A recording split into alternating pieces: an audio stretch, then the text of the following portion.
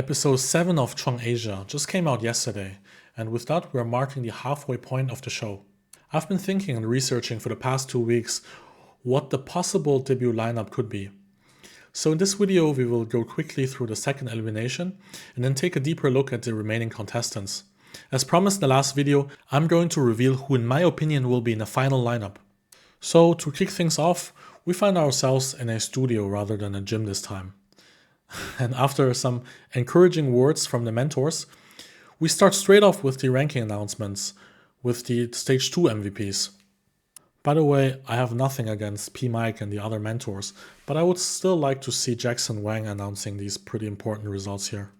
What I found quite odd was that he was asking all 8 of them about their feelings and predictions, but simply didn't let Coco and Xuanning answer. Did someone else notice that?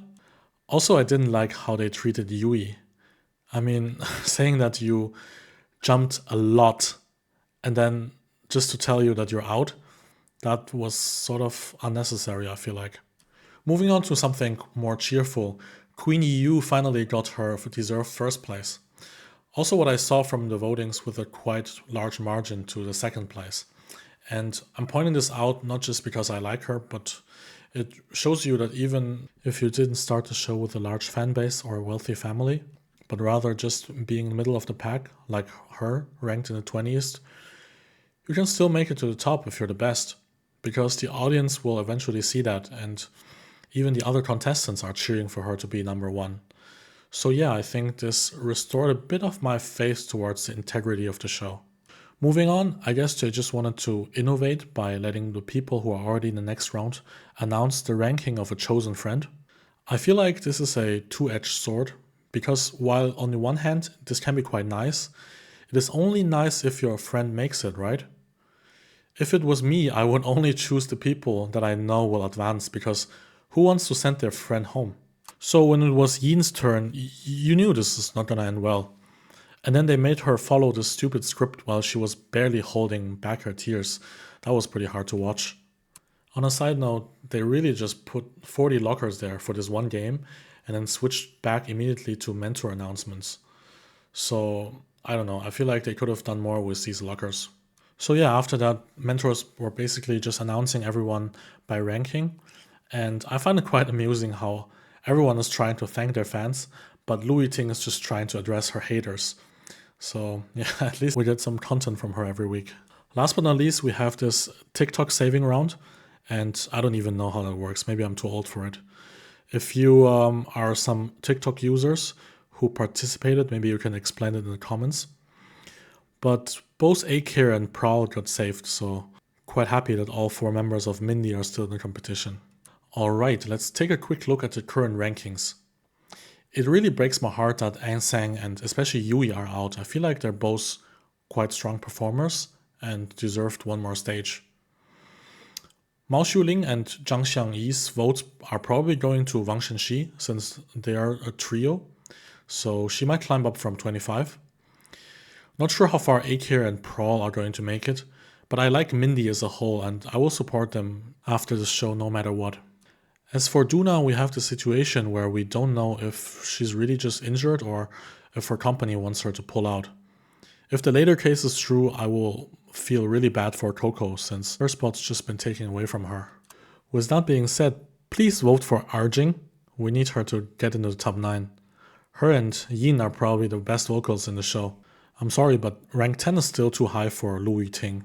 And I also don't think Mamsu fits into this girl group. I think she would shine more as a solo artist. I want to shout out Didi. At first I was really skeptical of her like everyone else. But she really grew on me for the last couple episodes on how self-reflecting she is in terms of she knows where her weaknesses are and just puts into the work instead of talking too much. So I think she really proved in stage 2. And also personality-wise, she's really positive and well-liked by everyone. As for the current top 9, I'm really happy that my dark horse Eileen finally made it. I called it when she was like rank 50. So starting from the bottom, now we up here, baby. Other than that, Wang Ke jumping from 22 to 3. There are no real surprises here. Alright, now let's move on to the segment that everyone's been waiting for. I will give you my personal predictions, And by the end of the show, you can either call me a genius or an idiot. So with that being said, let's start off with the most obvious one. On rank 1, I have Qiao Yu. I think she's just too good to not be the center, and more people are agreeing with it. Now on number 2, we have someone you probably didn't expect. It's your girl Eileen. You could see her meteoric rise from the 50s to number 9, and she's not gonna stop here. She just has this positive and useful vibe, which makes her the perfect magnae for this group. Also, she's very liked by the others, and after the other members of Mindy are gone, I expect their votes all to go to Eileen. Similar to her, I have Krista Shim on number 3. I think her fan base is not the most outspoken, but she has a very dedicated fan base in and outside of Thailand. She reminds me a bit of Chaeyeon from Kepler, and with more vocal missions coming up, I expect her to slowly climb up the ladder to number 3.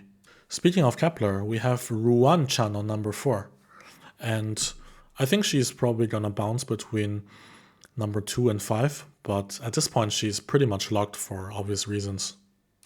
Next on my list, I have Eileen on number 5. At this point, I feel like her fans are just too dedicated that she might fall out of the top 9. Also, as the only Malaysian representative, I think it's good to have her to promote in Malaysia, since they're also part Chinese speaking. On number 6, I have Emma. I think her and Qiao Yu's styles of dancing complement each other very well, and they could be the leaders of this group in terms of dance. The problem I see here is she basically came out of nowhere before the show, and also her company is very unknown. So similar to Qiao Yu, she basically relies on the broader audience to vote for her. So yeah, let's hope they will get her through. Now we get to the last 3 starting positions, and this might get very controversial because here I think there are thousands of different opinions and combinations people have. I was torn personally between 3 different people, but ended up putting Louis Ting here. I think whether it's her family or her company, they didn't spend so much just to stop here. And also it wouldn't be Chuang if there wasn't at least one controversial or, let's say, hated member in the group. As for number 8, I have again someone who you might disagree with. It's Jing. She's been getting more and more recognition for her personality and also her hard-working attitude. In the last 2 weeks, she made a jump from 40 to 15, and I can definitely see her sneaking into the top 9 as she's gaining a lot of popularity on TikTok, and also there's a lot of Krista fans who are voting for her. Now for number 9, I have someone you will definitely disagree with. I put a lot of thought in it and decided for Wang Shenxi. I think this one might be either the most genius or the most stupidest pick, but hear me out, okay? If you watch her closely from the first stage to the last, she has everything to be a star, right? She's good at dancing, she's good at singing, she has a very fun and quirky personality. The only thing she lacked was screen time. So as a longtime Chuang viewer, there's usually someone in the second part of the show who will shoot up the rankings, and my bet is on Wang Shenxi. You could already see her 2 friends saying goodbye to her and saying that she has to walk the road of 3 people, which might be an indicator of her getting more screen time. Also, what I found out is that her company is Top Class Entertainment, which is the same company Xiao Ting is from. So if they decided to push her, we might see her just rise up the rankings. But yeah, obviously this is only speculation and we won't know until we know. And unfortunately this also means that Wang Ke and Yin are going to drop out in my opinion. With Krista and Arjing already being in the group, I feel like there's no place for Yin, unfortunately. But obviously it can also be the other way around and she is going to replace one of them. As for Wang Ke, it hurts me a lot since I'm a big fan of her, but I think she will just barely miss out again. Her current number 3 ranking is a little bit inflated from the 100,000 extra votes from the second stage, so her real ranking should be around number 6 or 7 right now. With that being said, this is my personal top 9. I think we have a good mix of dancers and vocals, and with Qiao Yu and Eileen also 2 good rappers. Moreover, I feel like we have a good mix of nationalities with 4 Chinese, 3 Thais, 1 Japanese and 1 Malaysian, to mainly promote in mainland China but also in Thailand and other South Asian countries. So yeah, who do you think should be in the lineup and who shouldn't? Leave it in the comments, and again, thank you for watching. See you in the next video.